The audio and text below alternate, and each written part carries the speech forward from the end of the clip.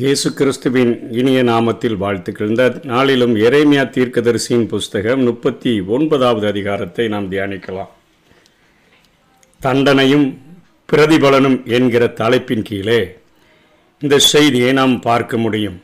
சிதேக்கியா ஆண்ட 9ஆம் வருஷத்தில் நேபுகாத் நேச்சார் அங்கே எருசலேமை முற்றுகையிட்டு இருக்கிறார். 11ஆம் வருஷத்தில் 4ஆம் மாதம் 9ஆம் தேதியில் நகரத்தினுடைய மதிலானது திறப்பு கண்டது என்று சொல்லி எழுதப்பட்டிருக்கிறது. 3ஆம் வசனத்தை பார்க்கும் பொழுது அந்த எருசலேமில் இருக்கிற பொன் வாசல் என்று அழைக்கப்படுகிற வாசலுக்கு எதிராக இருக்கிற கால் இடத்துல தான் அவர்கள் எந்த ஆலோசனை கூட்டத்தையும் யூதாவின் ராஜா நடத்துவான். அந்த இடத்துல இப்போது நேற்றைய தினத்தில் சிதேக்கியாவும் அவனுடைய ஆலோசனைக்காரர்களும் இருந்த இடத்துல இப்பொழுது பாபிலோனின் ராஜாவின் பிரபுக்களாகிய நெர்கல் சரேத்சார், சம்கார் நேபோ, சர்சேஹிம், ரப்சாரிஸ், ரப்மாக் என்பவங்கெல்லாம் உட்கார்ந்திருந்து அவர்கள் நடுவாசல் என்று சொல்ல அழைக்கப்படுகின்ற இந்த பொன் வாசலில் உட்கார்ந்துருக்கிறாங்க.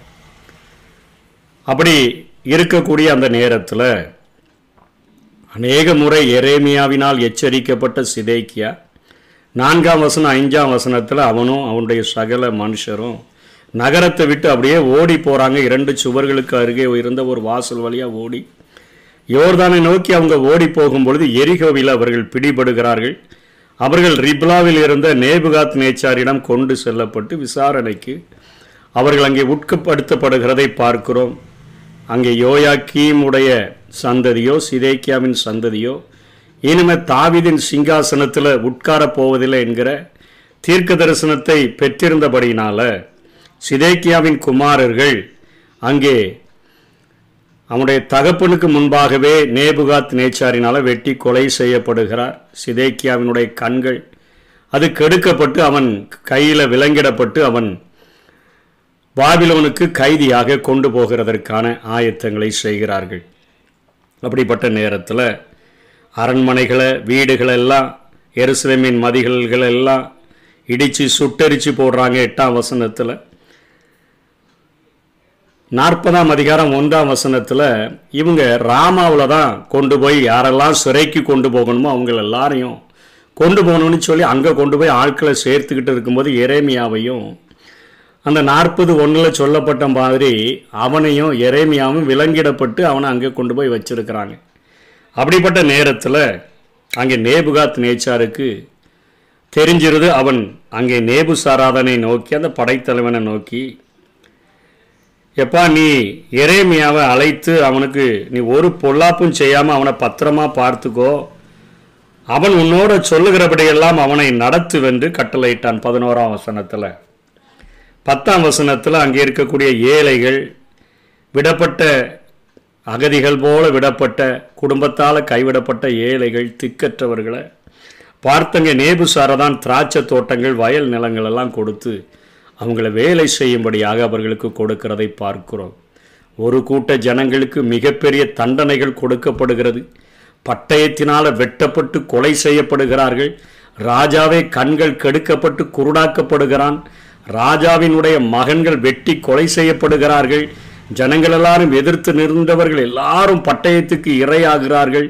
ஒரு யுத்தத்தில் எப்படிப்பட்ட கொடுமையான காரியங்கள் நடக்குமோ அத்தனை கொடுமையான காரியங்களும் நடக்கிறது. எருசலேம் பட்டணம் சுட்டரிக்கப்படுகிறது, மதில்கள் இடிக்கப்படுகிறது, ஆலயம் சுட்டரிக்கப்படுகிற அத்தனை ஒரு பெரிய கோபாக்கினை, ஒரு பெரிய யுத்தத்தினுடைய அகோரம் நடந்து கொண்டிருக்கிற அந்த இடத்துல ஏழை மக்களுக்கு அங்கே ஒரு சிறகடியில் எப்படி சாபுகளின் நடுவில் ஒரு சிறகடியில் போய் உட்கார்ந்து கொண்டா எப்படி இருக்குமோ அப்படி அந்த ஜனங்களுக்கு ஒரு பராமரிப்பு, ஏழை ஜனங்களுக்கு ஒரு பராமரிப்பு கொடுக்கப்படுகிறது. தன்னுடைய சொந்த ராஜாவினால சொந்த ஜனங்களினால ஆதரவு பெற முடியாமல் இருந்த எரேமியாவை அந்த படைத்தலைவன் கூப்பிட்டு அனுப்புகிறான். நேபுசாரதான் நேபுகாத் நேச்சார் கொடுத்த கட்டளையின்படி அவனை கூப்பிட்டு அனுப்பி, எரேமியா 40:5 நீ எவ்விடத்திற்கு போக தோன்றுகிறதோ அவ்விடத்துக்கு போ, நீ அங்கே என்னோடு கூட நீ பாபிலோனுக்கு வந்தாலும் உன்னை நல்லா பார்த்துக்கிறேன், ஆனால் இங்கேனாலும் நீ எங்கே போகணும்னு தோணுதோ அங்கே போன்னு சொல்லி அவனுக்கு வழிக்கு செலவுக்கு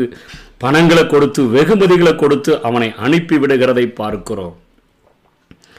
இன்னைக்கு ஒருவேளை உலகத்தினால நம்ம கண்களுக்கு தெரியப்படாமல் இருக்கலாம், ஆனால் நம்மை சிருஷ்டித்த ஒரு ஆண்டவர், நம்மை உருவாக்கி கொண்டிருக்கிற ஒரு ஆண்டவர். அவர் நம்ம கண்ணோக்கி பார்க்கக்கூடியவராக இருக்கிறார். தம்மை பற்றி உத்தம இருதயத்தோடு கூட இருக்கிறவர்களுக்கு தம்முடைய வல்லமையை விளங்க பண்ணும்படிக்கு கர்த்தருடைய கண்கள் பூமியெங்கும் உலாவிக் கொண்டிருக்கிறது என்று பார்க்கிறோம். நீதிமான்கள் மேல கர்த்தருடைய கண்கள் நோக்கமாயிருக்கிறது என்று பார்க்கிறோம். நேபுகாத் நேச்சாருக்கு எரேமியாவை தெரியாது, அந்த நேபுசாராதனுக்கு எரேமியாவை தெரியாதனால தான் விலங்கு போட்டு கொண்டு போய் ராமாவில் கொண்டு வச்சிருக்கிறான் பாபிலோனுக்கு கடத்தப்படுகிறதற்கு. ஆனால் எல்லாவற்றையும் அறிந்த ஒரு ஆண்டவர், நேபுகாத்து நேச்சாருக்கும் மேலான அதிகாரத்தை உடைய ஒரு ஆண்டவர் அங்கே நேபுகாத் நேச்சாருக்கு கட்டளை கொடுத்து அங்கே எரேமியாவை விடுதலைக்கு நேராக வழி நடத்துகிறதை நாம் பார்க்கிறோம். ஏழை மக்கள் பராமரிக்கப்படுகிறார்கள். எரேமியா விடுதலையாக்கப்பட்டு உயர்த்தப்படுகிறான். நேபுசாரதான் தான் எரேமியா எப்படி சொல்றானோ அதை கேட்கணுமே ஒழிய நேபுசாரதான் சொல்ற மாதிரி எரேமியா கேட்க வேண்டுவதில்லை. நேபுகாத் நேச்சாரே அங்கே கட்டளையிடுகிறதை பார்க்கிறோம். அதே போல 14ஆம் வசனத்தில் கெதலியாவினுடைய குடும்பத்தினர் எரேமியாவிட நட்பு கொண்டிருந்தபடியினால அவருடைய தந்தையினுடைய காலத்தில் அகிக்காம் அவர்களுடைய குடும்பத்தினர் எல்லாருமே அவர்கள் யோசியாவின் அரசரின் காலத்தில் சீர்திருத்தங்களுக்கு அவங்க உதவியாய் இருந்தபடியினால அந்த கெதலியா அவர் ஆளுநராக நியமிக்கப்படுகிற ஒரு பொறுப்பை அவர் பெற்றுக்கொள்ளுகிறதை பார்க்கிறோம்.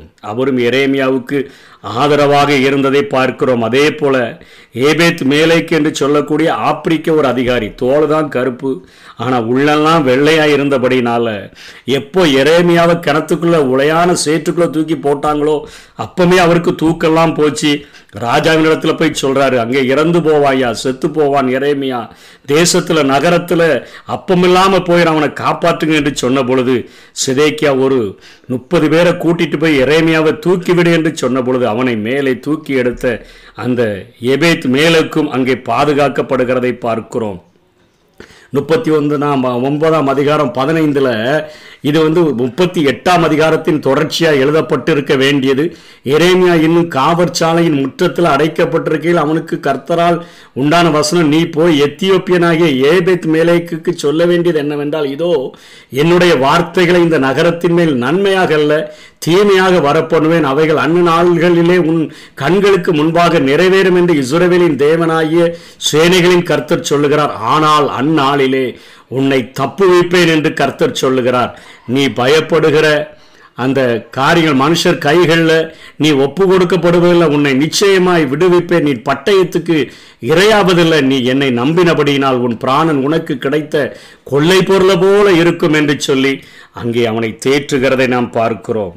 அத்தனையாக தேற்றப்படுகிற அங்கே ஏபேத் மேலேக்கே நாம் பார்க்கிறோம். சங்கீதம் 91ஆம் அதிகாரத்தில் எப்படி சொல்லப்பட்டிருக்கிறதோ, உன்னதமானவரின் மறைவில் இருக்கிறவன் சர்வ வல்லவருடைய நிழலில் தங்குவான். உன் பக்கத்தில் 1000 பேரும் உன் வலதுபுறத்தில் 10,000 பேரும் விழுந்தாலும் அது உன்னை அணுகாது. உன் கண்களால் மாத்திரம் நீ அதை பார்த்து துன்மார்க்கருக்கு வரும் பலனை காண்பாய். எல்லாம் அங்கே யுத்தம் நடந்து சுட்டரிக்கப்பட்டு தீ எரிகிறது. அநேகருடைய அந்த மரண அவதி ஓலமிடக்கூடிய காரியங்கள் எல்லாம் இருக்குது. பக்கத்தில் 1000 பேர், வலது பக்கத்தில் 10,000 பேர் விழுந்து கிடக்கிறாங்க. ஆனால் கண்களினால் பார்த்து அங்கே ஏபேத் மேலேக்கு காப்பாற்றப்படுகிறான். அவனுடைய ஆத்துமா அவனுக்கு கிடைத்த ஒரு கொள்ளை பொருளை போல அவனுக்கு இருக்கிறதை பார்க்கிறோம். அவன் என்னை நோக்கி கூப்பிடுவான், நான் அவனுக்கு மறுஉத்தரவு அருளி செய்வேன். ஆபத்தில் நானே அவனோடு இருந்து அவனை தப்புவித்து அவனை கனப்படுத்துவேன். நீடித்த நாட்களால் அவனை திருப்தியாக்கி என் ரட்சிப்பை அவனுக்கு காண்பிப்பேன். எரேமியாவை ஆண்டவர் காப்பாற்றினது மாத்திரமல்ல, அவனை தப்புவித்தது மாத்திரமல்ல, அவனை கனப்படுத்தி இருக்கிறதை பார்க்கிறோம். கெதலியாவை கனப்படுத்தி இருக்கிறதை பார்க்கிறோம். ஏபேத் மேலேக்கை அவர் கனப்படுத்தி இருக்கிறதை பார்க்கிறோம். அதே போல பாருக்கையும் ஆண்டவர் அங்கே கனப்படுத்தி இருக்கிறதை பார்க்கிறோம். இதற்கு எரேமியாவிற்கு தனி அதிகாரமே எழுதி வைத்திருக்கிறார். 45ஆம் அதிகாரம் 5ஆம் வசனம் சொல்கிறது, கல்தேயரினுடைய வாள்கள் இரத்தங்களை ருசி பார்க்கும் பொழுது ஏபேத்து மேலேக்கு தப்புவதாக தேவன் வாக்குறுதி அளித்தார, அதே போலதான் இங்கே இவருக்கும் அங்கே பாருக்குக்கும் ஒரு மிகப்பெரிய விடுதலை கிடைக்கிறதை நாம் பார்க்கிறோம்.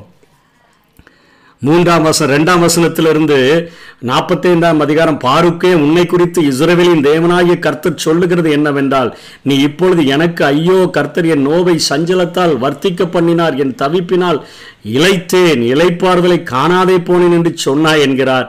இதோ நான் கட்டினதை நான் இடிக்கிறேன், நான் நாட்டினதையே நான் புடுங்குகிறேன், இந்த முழு தேசத்துக்கும் இப்படியே நடக்கும், நீ உனக்கு பெரிய காரியங்களை தேடுகிறாயோ தேடாதோ, இதே மாம்சமான யாவர் மேலும் தீங்கை வரப்பண்ணுகிறேன் என்று கர்த்தர் சொல்லுகிறார். ஆனாலும் நீ போகும் சகல ஸ்தலங்களிலும் உன் பிராணனை உனக்கு கிடைக்கும் கொள்ளை பொருளாக தருகிறேன் என்று கர்த்தர் சொல்லுகிறார் என்று அவனுடனே சொல் என்றார். அங்கே பாருக்கும் காப்பாற்றப்படுறான். ஒரு தோல் சுருளை எழுதி கொடுத்தாரு, அதை யோயாக்கீம் அந்த சூரி கத்தினால வெட்டி தீயிலிட்டு அவர் அதை அழித்து விட்டார். மீண்டும் எரேமியா வாயினால சொல்லிடுறார். ஆனால் இவர் தன்னுடைய முழு பலத்தையும் பிரயோகித்து அத்தனை தோல் சுருள்களையும் உண்டு பண்ணி எழுதும்போது சொல்லுகிறார், நான் இளைப்பாறுதலை காணலை, இளைத்து போனேன், சஞ்சலத்தை வர்த்திக்க பண்ணீங்கன்னு சொல்லி தனிப்பட்ட முறையில் புலம்புறாரு. அதை ஆண்டவர் அறிந்திருந்த போதிலும் அவன் செய்த உதவியின் நிமித்தமாக அவனுக்கு அங்கு ஒரு விடுதலை கொடுக்கப்படுகிறதை பார்க்கிறோம். அவனுக்கும் அவனுடைய ஆத்மா அவனுக்கு கிடைத்த ஒரு கொள்ளை பொருளை போல கிடைக்கிறது. அதாவது சீஷன் என்னும் நாமத்தின் நிமித்தம் ஒருவருக்கு ஒரு கலசம் தண்ணீர் மாத்திரம் குடிக்க கொடுக்கிறவனும் அதன் பலனை அடையாமற் போகான் என்று நான் உங்களுக்கு சொல்லுகிறேன் என்று இயேசு சொன்னார். அதே போலத்தான் இங்கே ஏபேத் மேலேக்கு பாதுகாக்கப்படுகிறார், பாரூக் பாதுகாக்கப்படுகிறார், கெதலியா பாதுகாக்கப்படுகிறார். இங்கே எளிய ஜனங்கள் பாதுகாக்கப்படுகிறார். இதே போலதான் ஆண்டவராகிய இயேசு கிறிஸ்துவினுடைய இரண்டாவது வருகையிலும் இருக்கும்.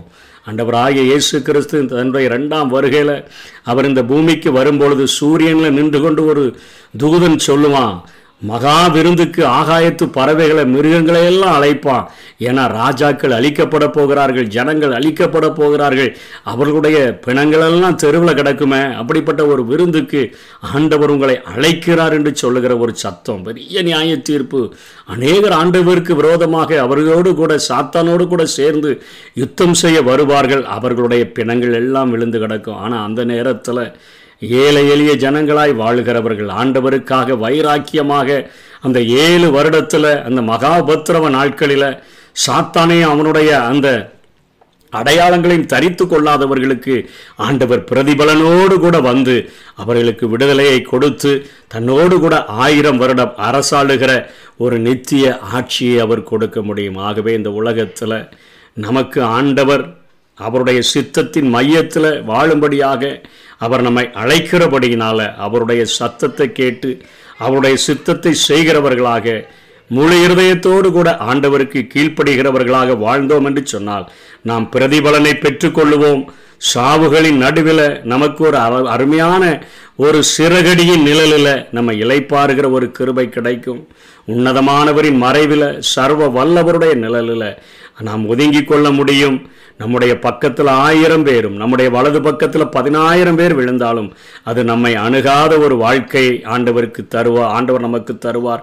அப்படிப்பட்ட கிருபைகளை வாஞ்சிப்போம். கர்த்தர் தாமே நம்மை ஆசீர்வதிப்பாராக. ஆமென். கோதுமையை பிரித்து களஞ்சியத்தில் சேர்த்து பதரையோ அக்கினியில் சுட்டெரிப்பாரே.